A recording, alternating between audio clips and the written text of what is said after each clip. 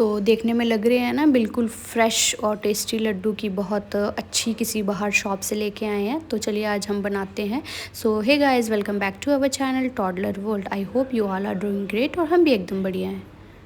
Hi guys, welcome back to our channel toddler world. तो आज मैं एक बहुत ही स्पेशल डिश बनाने वाली हूँ ईवू के लिए भी और ईवू की दादी के लिए भी, क्योंकि ईवू की दादी भी हमारे पास आए हैं। तो बच्चे और बुज़ुर्ग एक ही जैसे होते हैं। तो मैं इसकी बनाऊंगी एक स्पेशल डिश। मैं आज बनाने जा रही हूँ एक स्पेशल डिश जिसका मेन इंग्रेडिएंट रहेगा ये, जिसको हम बोलते हैं मखाने, और इसी को हम फॉक्स नट्स भी बोलते हैं और हिंदी में इसको मखाने कहा जाता है। तो ये बहुत ही हेल्दी होते हैं, रिच इन कैल्शियम। तो बच्चों को भी ये खाने चाहिए और बड़ों को भी खाने चाहिए। मेन इंग्रेडिएंट है और इसके साथ हम और भी चीज़ें ऐड करेंगे। जैसे मैंने कुछ अखरोट अभी अभी तोड़े हैं, तो इनको तोड़ के रखा है। और उसके बाद मैं आपको दिखाती हूँ कि मैंने काजू और बादाम जो हैं ये मैंने भिगो के छील के रखे हैं, और काजू भी मैंने भिगो के रखे हुए थे। इनका कलर थोड़ा चेंज हो गया है, इनको भी सन ड्राई करके रख दिया है मैंने। ये देखो, तो काजू बादाम ऐड करेंगे, अखरोट जो तोड़े हैं मैंने वो ऐड करेंगे। उसके बाद मेरे पास डेट्स पड़ी हैं, तो मीठे के लिए डेट्स भी ऐड करेंगे। प्लस मेरे पास जैगरी पाउडर भी है और देसी खांड भी है, वो भी ऐड कर सकते हैं। उसके बाद हम इसमें ये चना, रोस्टेड चना है ये ऐड करेंगे। इसमें बहुत ज़्यादा प्रोटीन होता है, बच्चों को भी खाना चाहिए और सब लोग खा सकते हैं इसको। उसके बाद मेरे पास है ये पिस्ताचोज़, तो ये भी मैं ऐड करूँगी इसमें। और उसके बाद मेरे पास ये है जिसको हम कहते हैं पोहा, तो ये भी ऐड करूँगी, इससे क्रंचीनेस आता है लड्डू में। और मेरे पास ये भी पड़े हैं जिसको बोलते हैं राइस पफ, तो ये भी मैं ऐड करूँगी। तो डब्बे सारे अलग अलग रखे हुए हैं मैंने यहाँ पे, तो ये भी ऐड करूँगी मैं इसमें, राइस पफ। और मेरे पास रेजिन्स हैं जो कि ये भी मैंने वॉश करके रखे थे और इनको भी मैंने सन ड्राई कर लिया है। इनको सबको मैं ग्राइंड करूँगी। तो चलिए स्टार्ट करते हैं बनाना। चीज़ें तो हमारे पास सारी की सारी अवेलेबल हैं जो हमने यूज़ करनी है। तो इन्हीं चीज़ों से आज हम बनाएंगे बहुत ही tasty proteinicious healthy laddoo. Let's get started.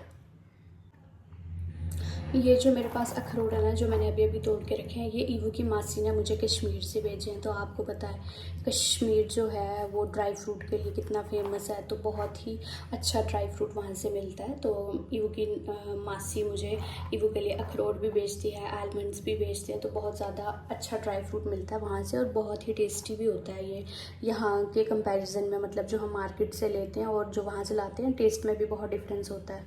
तो थैंक यू मासी। तो मैंने गैस पे कढ़ाई रख लिया और सबसे पहले हम गैस ऑन कर लेंगे। तो गैस को मैंने ऑन कर लिया है और इसको थोड़ी देर गर्म होने देंगे हम। और गर्म होने के बाद हम लेंगे थोड़ा सा देसी घी।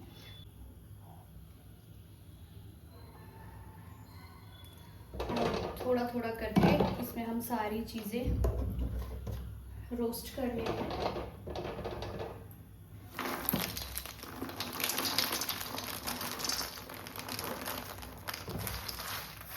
मैंने अंदाजे से ही लिए हैं, कोई क्वांटिटी मेजर नहीं की है किसी भी चीज़ के लिए। जो चीज़ आपको जितनी डालनी है, जितनी पसंद है, आप उतनी इसको डाल सकते हो।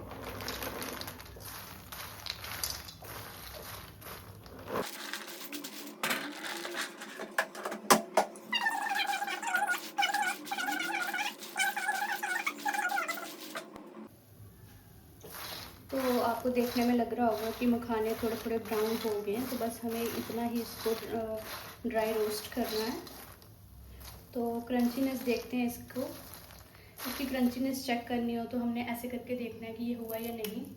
तो अभी ये नहीं हुआ है, इसको थोड़ी देर और करना पड़ेगा हमें। तो एक बड़ी प्लेट ली है मैंने और इसमें मैंने सारे के सारे मसाले निकाल दिए, अच्छे से हो गया ये। अब इसके बाद दूसरी चीज़ हम कर लेते हैं। तो दोबारा से हम थोड़ा सा घी लेंगे, दोबारा से थोड़ा सा घी लेंगे हम।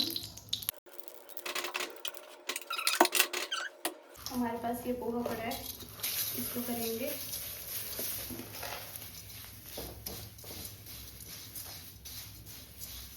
तो इसकी क्वांटिटी भी मैंने अंदाजे से ही ली है।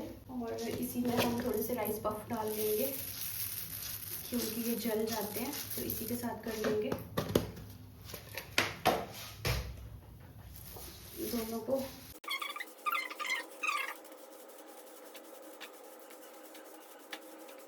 हमारा पोहा और राइस पफ भी थोड़े ब्राउन हो चुके हैं, देख सकते हो आप, कलर आ गया इसमें ब्राउन। तो ये भी हो गए हैं, इसको भी हम दूसरे बर्तन में निकाल लेंगे। अब जिसमें मखाने रखे हैं उसी में डाल लूँगी मैं इसको भी।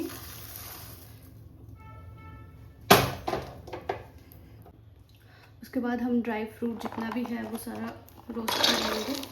तो काजू बादाम अखरोट भी इसी में डाल देंगे, इसको भी हम इसी में डाल देंगे। ये ऑलरेडी रोस्टेड है बट इसको थोड़ा सा रोस्ट करेंगे हम।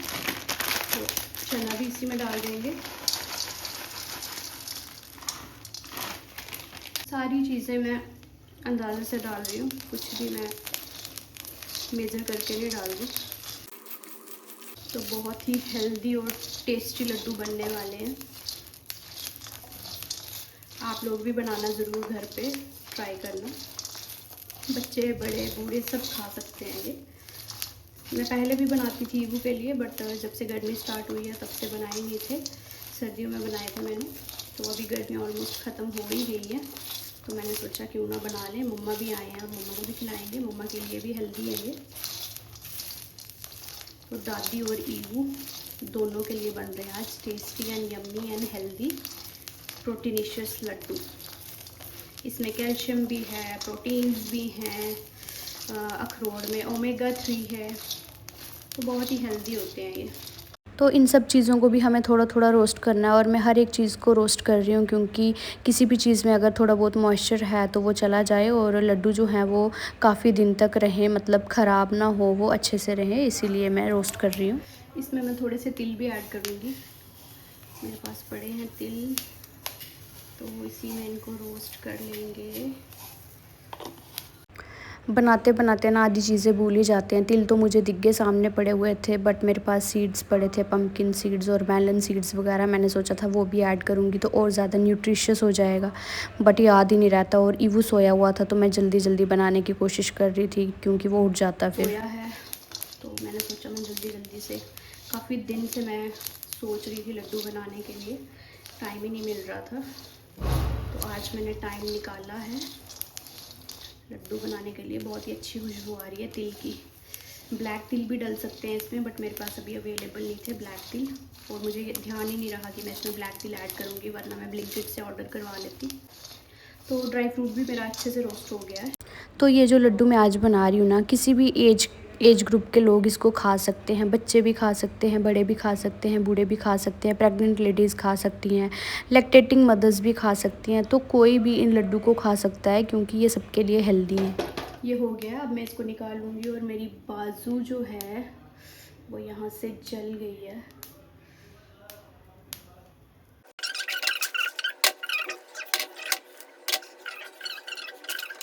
ये पिस्ताचोज थे मेरे पास, ये रह गए, तो इनको भी थोड़ा सा ड्राई रोस्ट कर लेते हैं। वैसे तो क्रंची हो गई है, पर बरसात में थोड़ा ख़राब हो जाता है। और यहाँ पे कढ़ाई इतनी गर्म हो गई है ना कि मुझसे पकड़ी ही नहीं जा रही थी और पिस्ताचोज पलटे ही नहीं जा रहे थे। सारा मिक्सचर मैंने रोस्ट कर लिया। अब मैं थोड़ा करके इसमें मैं ये मिक्सचर ग्राइंड कर लूँगी। तो थोड़ा थोड़ा ऐड करते हैं और इसको ग्राइंड करते हैं। मैं इसको ग्राइंड करने लगी थी, मैंने टच किया तो मुझे थोड़ा गर्म लगा, तो मैंने इसको कुछ देर के लिए ठंडा किया, और अब ये ठंडा हो गया है। तो थोड़ा थोड़ा करके मैं इसमें डालती हूँ और ग्राइंड करती हूँ।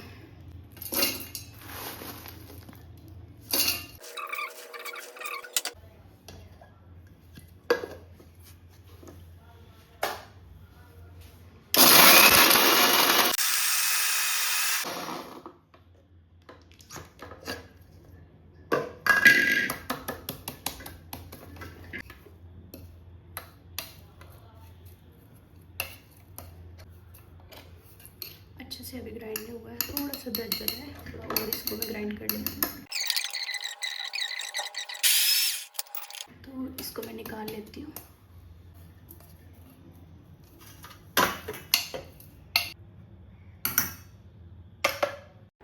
तो इसी तरह से सारा का सारा ड्राई मिक्सचर जो है हम उसको थोड़ा थोड़ा करके सबको ग्राइंड कर लेंगे अच्छे से, और अच्छे से मिक्स हो जाएगा वो। खुशबू तो बहुत अच्छी आ रही है जब मैं ग्राइंड कर रही हूँ। जब मैं लास्ट टाइम घर गई थी ना, दिसंबर जनवरी में मेरी सिस्टर की मैरिज थी, तो मैंने उसके लिए भी बनाए थे, तो उसको ना बहुत टेस्टी लगे। और जब मैंने उसको बताया ना कि आज मैं लड्डू बना रही हूँ, तो वो बोल रही थी मुझे बना के मेरे लिए कश्मीर में भेज दे। तो अभी जब वो यहाँ पे आएगी ना मेरे पास, तो मैं उसके लिए भी बनाऊँगी। तो ड्राई इंग्रेडिएंट्स जितने भी मैंने रोस्ट किए थे वो सारे मैंने ग्राइंड करके रख दिए हैं। और मैं ना आपको सजेस्ट करूँगी, जो प्रेग्नेंट लेडीज़ है ना, उनको ये लड्डू ज़रूर खाने चाहिए। प्लस जो लैक्टेटिंग मदर्स हैं, जो बच्चे को फीड करवा रही है, वो भी अगर ये खाएंगी ना, तो बॉडी की बहुत सी वीकनेस ना कम हो जाएगी। मतलब कि बच्चा जब फीड करता है तो हमारी बॉडी में बहुत वीकनेस हो जाती है, तो बहुत हद तक ये एनर्जी बूस्टिंग का काम भी करता है। तो ये लड्डू जो है ना, एक पावर पैक है। एक छोटा सा लड्डू आप अगर आप एक रोज़ खाएंगे ना, तो इससे आपकी इम्यूनिटी भी इंक्रीज़ हो जाएगी। तो ये सारा ड्राई मिक्सचर हो गया है रेडी। और लड्डू बनाने से पहले इसमें हम कुछ स्वीटनर ऐड करेंगे। तो स्वीटनर के लिए मैंने किया है, ये रेजिन्स पड़े मेरे पास, वॉश करके सुखा के रखे हैं मैंने, इनको सन ड्राई करके रखा है। प्लस मेरे पास डेट्स भी हैं, थोड़ी सी डेट्स भी मैं ऐड करूँगी। और प्लस मेरे पास जैगरी पाउडर भी है, और साथ में मेरे पास ये ब्राउन शुगर भी है, नेचुरल ब्राउन शुगर है, देसी खांड बोलते हैं। अगर मीठा कम होगा तो थोड़ा सा ये भी ऐड करूँगी मैं इसमें। तो डेट्स ऐड करने से लड्डू थोड़े स्वीट भी हो जाएंगे, और साथ में इसमें आयरन होता है तो हेल्दी भी हो जाएंगे। इसको भी ग्राइंड कर लेते हैं। तो कुछ ऐसा ग्राइंड हुआ, अच्छे से नहीं हुआ, तो मैं इसमें थोड़ी सी नेचुरल ब्राउन शुगर ऐड करूँगी। तो मेरे पास पड़ी है, ये भी ऐड करूँगी मैं। तो पहले मैंने ब्राउन शुगर थोड़ी ही ऐड की थी, क्योंकि एकदम से अगर ऐड करूँगी तो ज़्यादा मीठा हो जाएगा और फिर वो ज़्यादा टेस्टी नहीं लगता है। तो टेस्ट करने के बाद थोड़ा सा इसमें और ऐड किया था।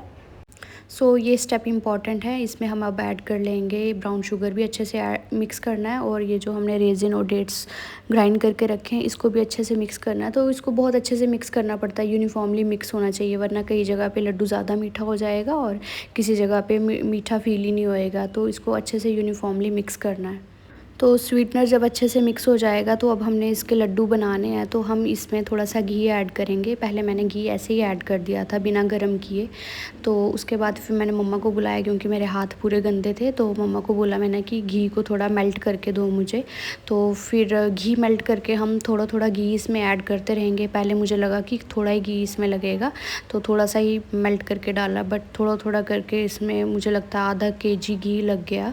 तो काफ़ी ज़्यादा ड्राई जो चीज़ें थी वो बहुत ज़्यादा थी, तो घी ज़्यादा ही लगना था। तो इसमें घी ऐड करते रहे, और मैंने दूसरे बर्तन में शिफ्ट कर लिया ये, क्योंकि उसमें से गिर रहा था बार बार। तो अब हम इसके लड्डू बनाने की ट्राई करते हैं, बनते हैं या नहीं। तो सबसे मुश्किल काम जो है ना वो ये वाला है, बाकी सब ईजी था, सब हो गया आराम से। ये काम सबसे मुश्किल है। तो चलिए स्टार्ट करते हैं लड्डू बनाना, और ये सबसे मुश्किल और इम्पॉर्टेंट काम है। तो घी की वजह से थोड़े थोड़े लड्डू बनना अब स्टार्ट हो गए हैं। पहले लड्डू बन नहीं रहे थे क्योंकि घी इसमें कम था। तो बाइंडिंग एजेंट और भी कोई नहीं है इसमें, मैंने डेट्स भी कम डाली हैं, गुड़ भी नहीं डाला है। तो घी की वजह से ही इसको हम लड्डू की शेप देंगे, और बहुत ही मुश्किल काम है ये। मेरे तो हाथ में दर्द हो गई थी, और शाम से रात हो गई थी लड्डू बनाने में, काफ़ी टाइम लगा था। दुद्धू पीना है, चलो ईबू ने पीना दुद्धू, तो हम बाद में बनाएंगे लड्डू, तो पहले ईबू को दुद्धू पिलाएंगे, चलो। सो फाइनली सारे के सारे लड्डू हमारे बनके हो गए हैं तैयार। और ये बीच में जो आपको 4-5 बड़े बड़े लड्डू दिख रहे हैं ना, ये बीच में ईबू के पापा आए थे मेरी हेल्प करवाने के लिए, और इन्होंने ये 4-5 बड़े बड़े लड्डू अपने साइज़ के अपने लिए बनाए हैं, और बाकी मैंने छोटे साइज़ में बनाए हैं क्योंकि ईबू को देने होते हैं। क्या तू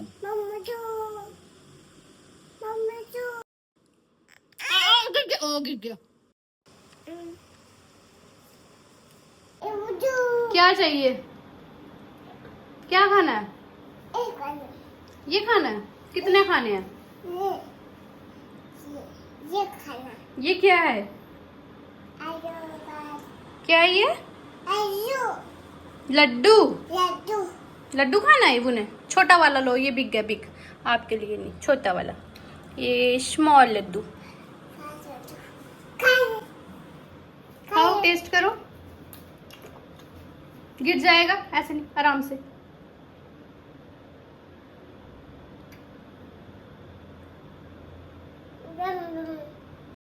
मेरी मेहनत सफल हो गई क्योंकि ईवू को लड्डू पसंद आ गए और मम्मा ने भी टेस्ट किया तो मम्मा को भी बहुत पसंद आए। और भी रेसिपीज़ देखने के लिए हमारे चैनल को सब्सक्राइब करें। Bye bye.